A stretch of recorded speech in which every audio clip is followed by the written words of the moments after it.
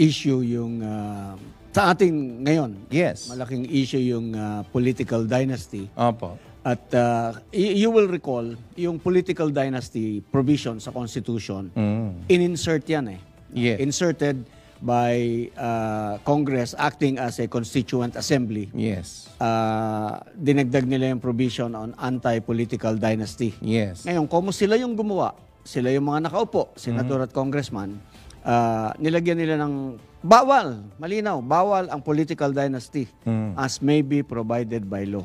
In other words, that provision in the Constitution is not self-executing. Yes. Ang kailangan, mag-enact ka ng batas. Yes. Mula noon hanggang ngayon, wala pang batas na ine-enact ang Kongreso. Kaya sinasabi ko palagi, hindi ako papayag, ayoko talaga, kung akong tatanungin, Yes. na amyendahan natin ang Constitution via Constituent Assembly.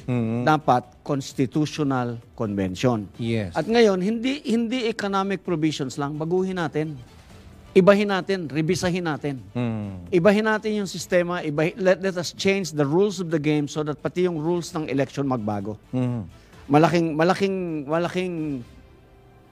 Malaking issue yung natural-born citizen. Yes. Napakarami ng hindi natural-born citizen na nasa Senado, na nasa Kongreso, na nasa Konseho, at nasa occupying public positions. No? Yes.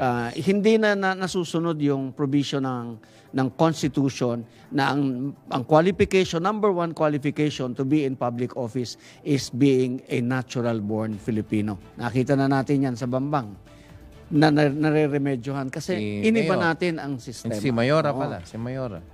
So these are the things that needs to be done. Sino ba ang Basic tumitingin ng again. dokumento pag nag-a-apply ka? Sino ba ang tumitingin yan sa dokumento na magsasabi na ikaw ay hindi natural born? Nung araw, sir, ang procedure is you submit proof that you are a natural born Filipino. Medyo natatagalan sila dahil mahirap daw na po-produce ka ng dokumento that you are a natural born Filipino. Kaya iniba nila. Ginawa nila, you are presumed to be a natural born Filipino unless mayroong kokontra sa'yo. Yun. Okay. Tumatakbo ka, for example, na congressman o tumatakbo kang senador, gusto kong questionin yung natural born citizenship mo. Saan ko kukunin yung ebidensya kung kailangan mag-prove I'm the one alleging? Saan ko kukunin ng ebidensya? For example, sinabi ko, you are a citizen of the United States of America. Saan ko kukunin ng ebidensya? Sa United States of America.